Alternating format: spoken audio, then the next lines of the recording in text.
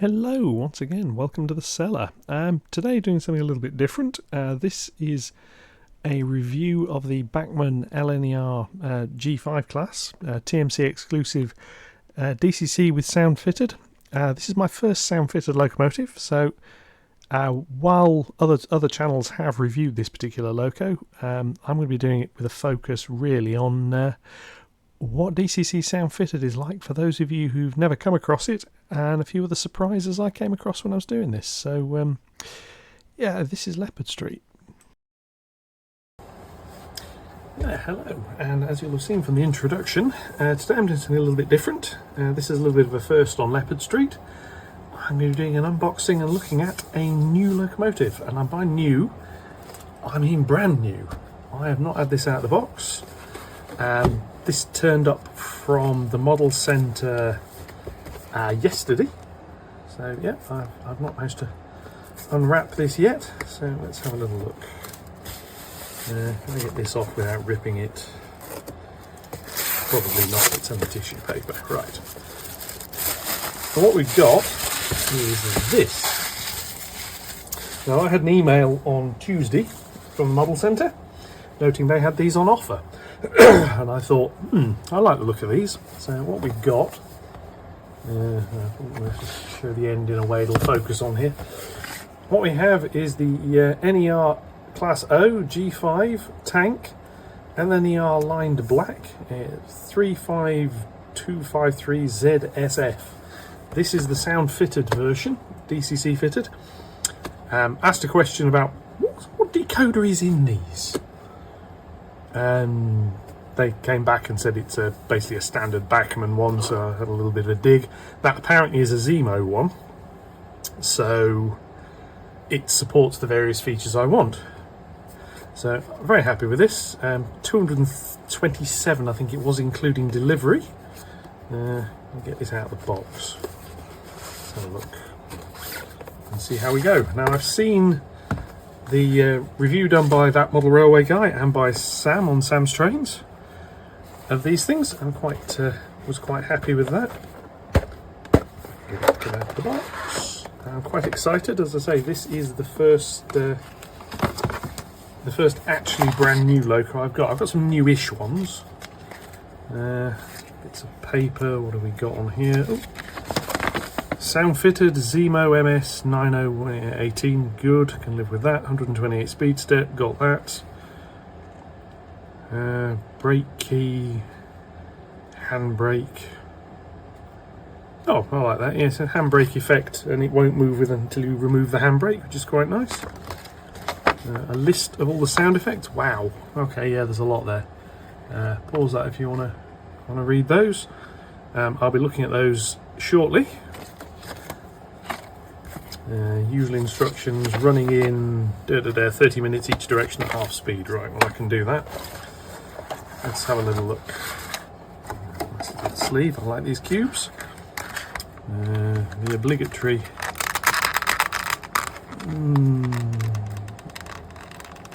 Bago bits. Get that out. So all sorts of stuff. Oh, the blanking plate for the DCC, like that. Footsteps, which sadly I won't be able to fit, as my curves are far too sharp for that here. Probably a lot of these other details as well, but we'll keep hold of those in case I get a better layout at some point. So let's have a little look at my first actual brand new locomotive. It's a good place to pick this up. Try there. Ooh, bloody hell, that's heavy. It's also the first Bachmann loco I've got. So yeah, we shall have to see. I mean, this was apparently a TMC special. There's the obligatory. Yes, it's got sprung buffers, nice couplings on. Look at that. That is a thing of beauty. Now the reviews I've seen note you can tell the gap between the boiler and the body. Well, I can't on this one, possibly because it's a black one, so the lining doesn't show, and the same way the dome fits quite nicely. The underneath we've got nice little rear thing that's sprung, which has got pickups, which is good. If you want to see the inside of this, I have no plans on taking this one apart. Sam's Trains has a lovely review where he shows the mechanism being one of these things. I love the way he does those reviews, and it's something I tend to watch to look at this. Ooh, blimey, detail in the cab, good grief, lots of detail in the cab. Don't know how easy that is to see. You're not going to see it very easily when the thing's actually running, but there we go. Now that, I think that's beautiful. Lovely finish on it, nice sort of satiny, not glossy, not too plasticky. Huge amount of detail on there. Wow. I mean, this really does show what more modern locomotives can be like compared to some of the older generation that I've got, shall we say. Sort of steam and air pipes and stuff sitting on the front, vacuum pipes. Light brackets. I believe, yeah, there's some little lamps in there which may end up fitted at some point. Handrails everywhere. Wow. Right, well, I am going to get that on the programming track, and I'm going to get it set up with its number 2082, and then I'm going to have a look at running it in and trying the sound. So I will be back shortly.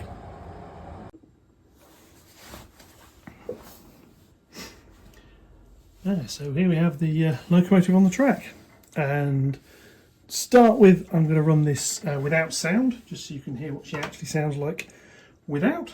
So here we're going to go with a little bit of a low speed crawl, see what we can do. Now, I don't know if you can hear that, it's making a little bit of an electrical noise, and she does actually go a little bit slower than that as well. So in terms of crawl, yeah, that's DCC for you. Crawls really rather nicely. Go a little bit quicker. And back again. Now this is before she's been fully run in, which I'm going to be doing shortly. But she's quite nice.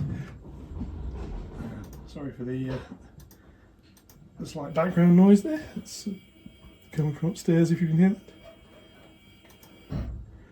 But now, what's she like on sound? Now this is the key bit, because this is my first sound locomotive. I didn't know half of this stuff existed.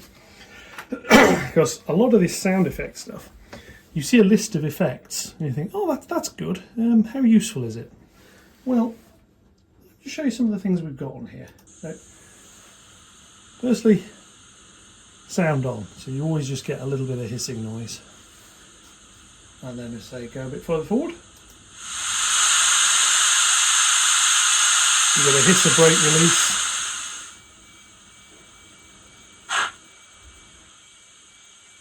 And she starts making a little bit of noise.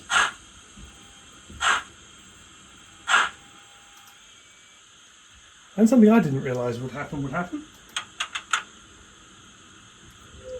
You hear that? There's a reverser noise. Now I can trigger that manually, which is that. Or I can trigger it just by changing direction. So now we'll come back up.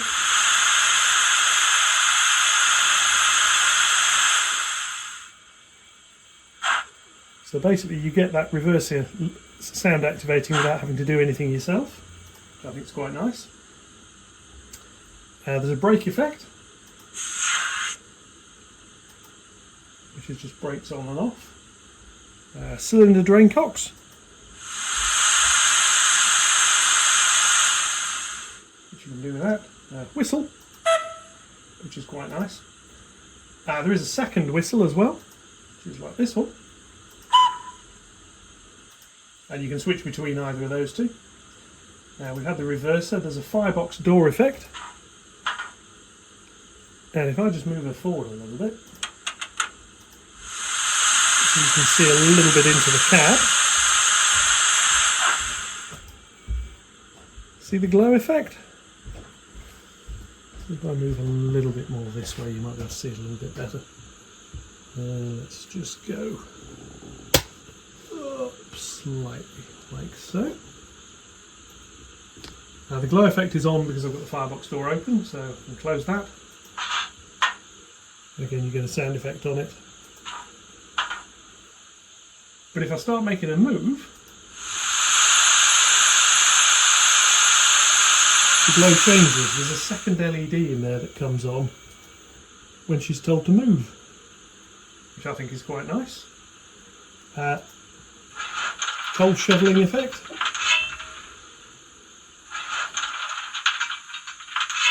We can leave that on.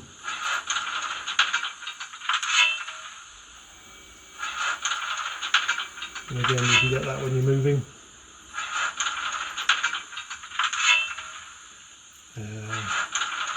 Get that switch off. We've got a blower, which also turns on the second LED. And now it does actually illuminate the cab quite nicely. The inside of the cab is quite a light colour. So close the door. We have a flange squeal effect, which you can't hear because we're not moving. So you only get the flange squeal when you're moving.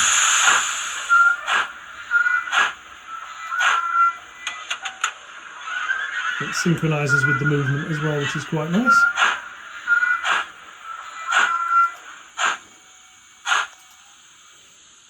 So what you can do with this is, obviously if you've got some sort of automation, you can say when you're in an area where there's a corner, I'd like a bit of flange squeal please. But it's nice that it does actually integrate with movement. There's a speed lock. Not sure what that does. Looking forwards. What does speed lock do?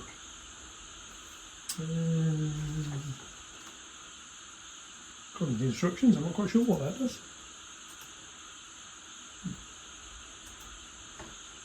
I'll come back to that one. There's a handbrake. We can put the handbrake on. Put the handbrake on. Zero speed, handbrake goes on.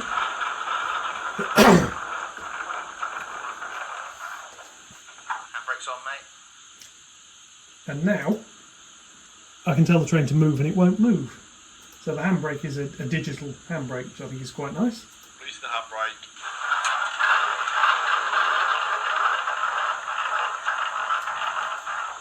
Handbrake's off. We've got water tank filling.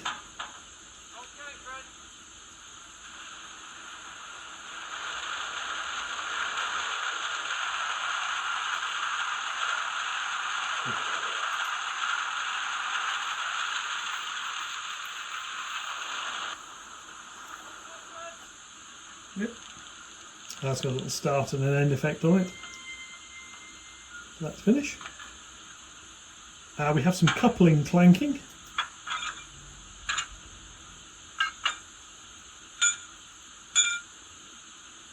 Which is quite nice.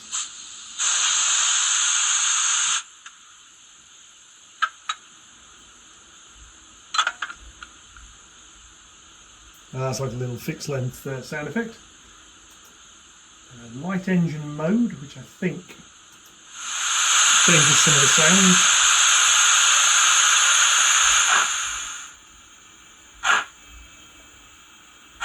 when she's running on her own.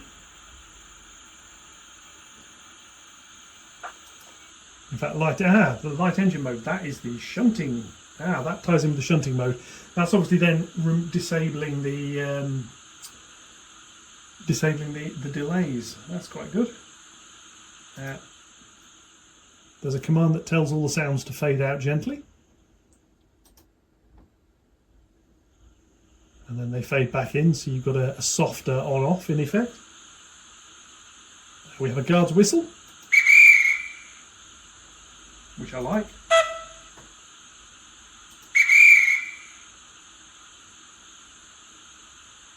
And so it blows that, and when you turn it off, you get the acknowledgement from the loco, which it doesn't mention, which is quite nice.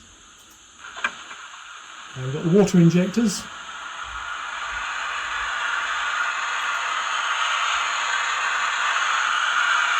Which works again quite nicely to break that step.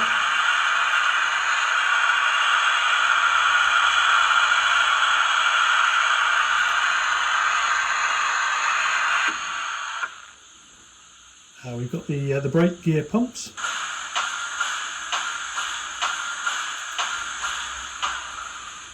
Quite nice. There's a shunting mode, which isn't a sound. That's just triggers the shunting mode. It should also control a few of the delays. Safety valves.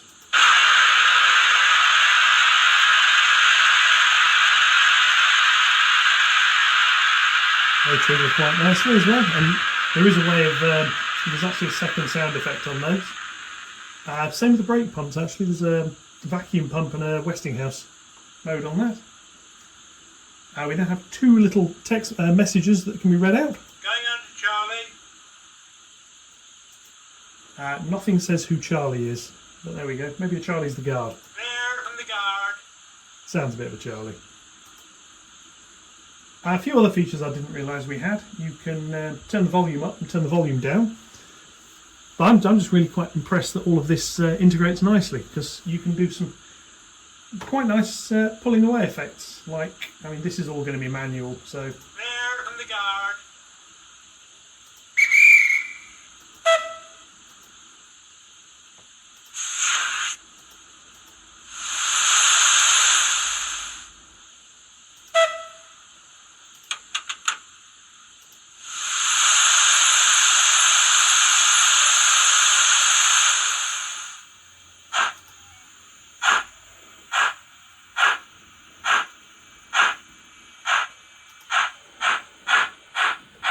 She goes and then she disappears out of sight.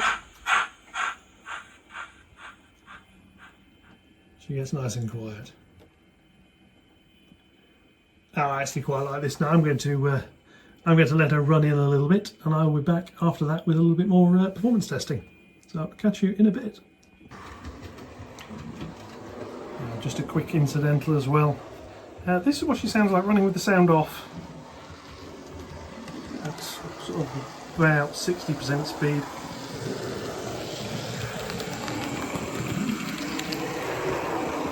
There is a little bit of motor noise there, and obviously some of that's the layout sound. But yeah, nice there. She's got the firebox flicker coming on.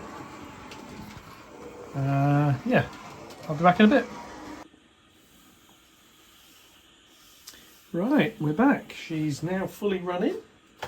So what I'm going to do is stick her on some coaches and rumble around, and we'll see what we can get. Here we come.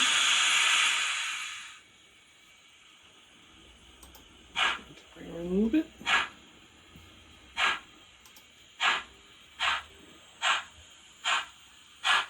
Coming into shot shortly. Here we go.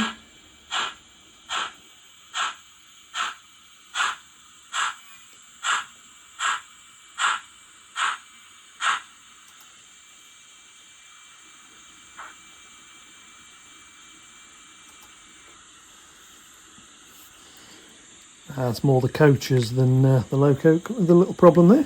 There we go. And why not have a little bit of a coupling clank while we do it.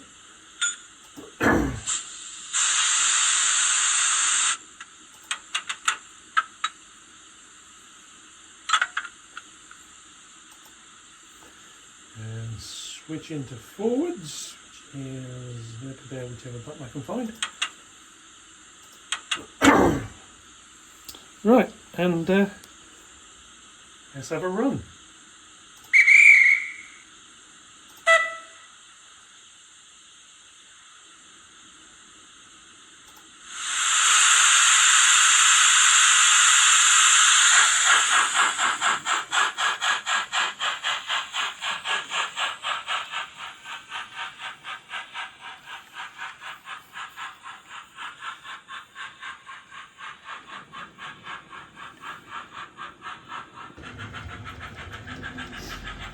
And here we are with our rumbling around with a little train.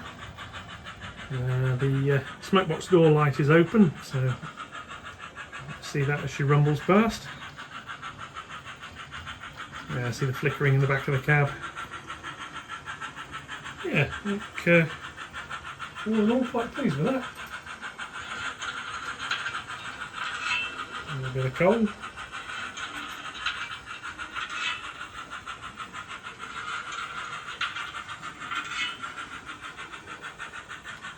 I'll leave the flicker effect on a little while so you can see that.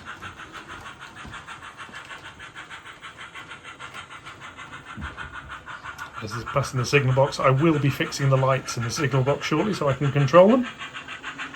And here we come. You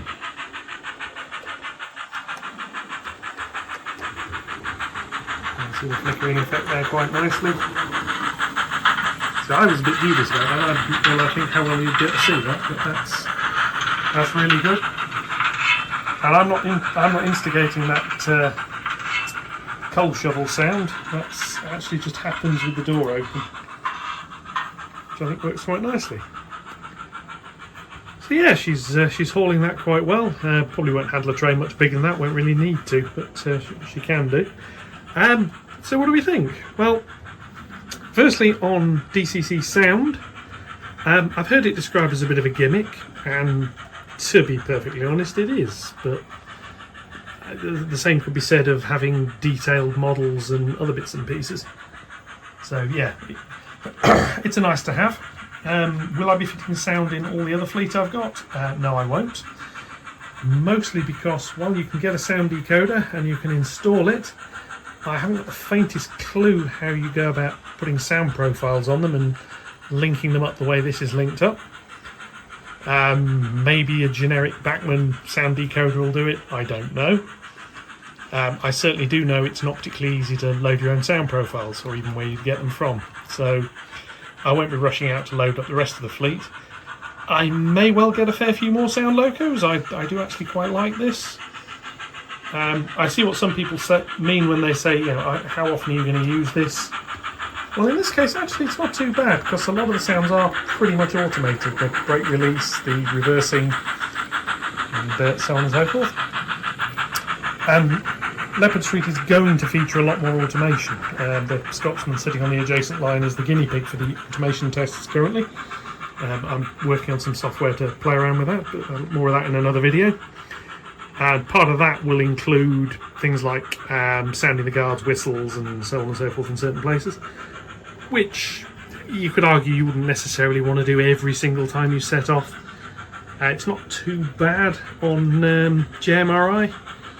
For example, that's the screen controlling this loco currently.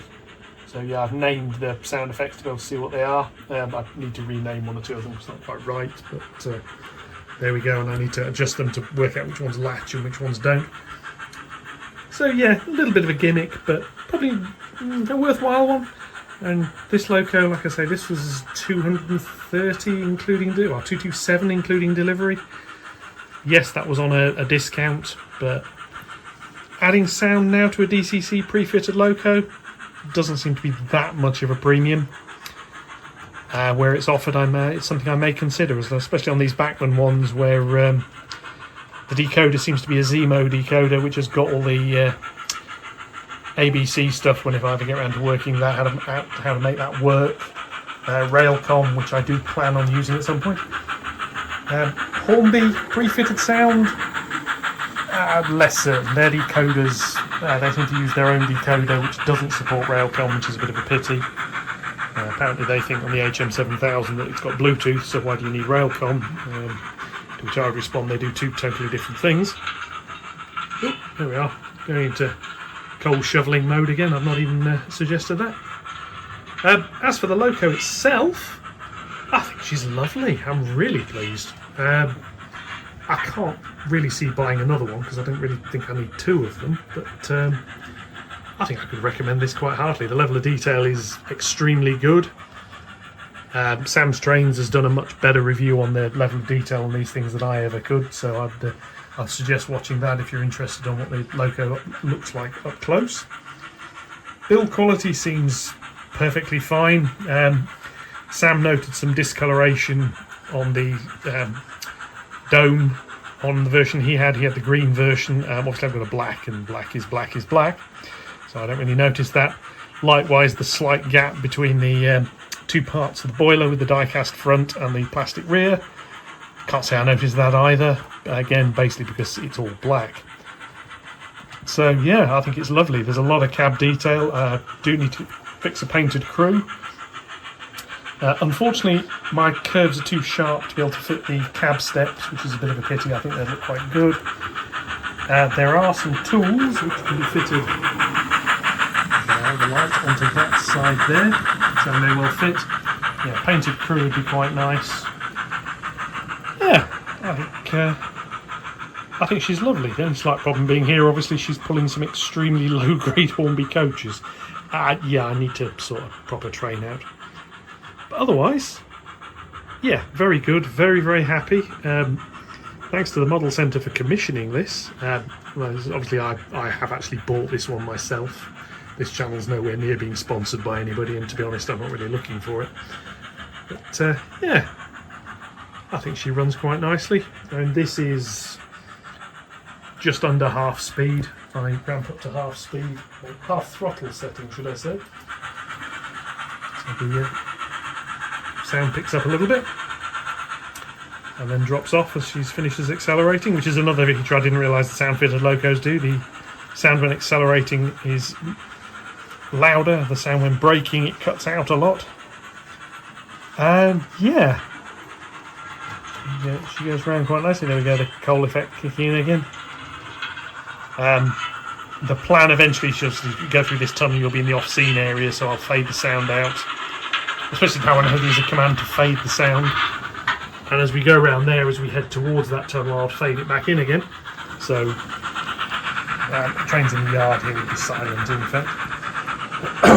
Yeah, happy. Lots to do with the layout on the automation to make the layout suit such a lovely little engine. But I'm extremely happy with that. If you've got any questions on how this loco runs, anything else on the sound features, let me know in the comments. I'll see what I can answer, and if need be, drag up another little video clip or something. In the meantime, thank you very much for that.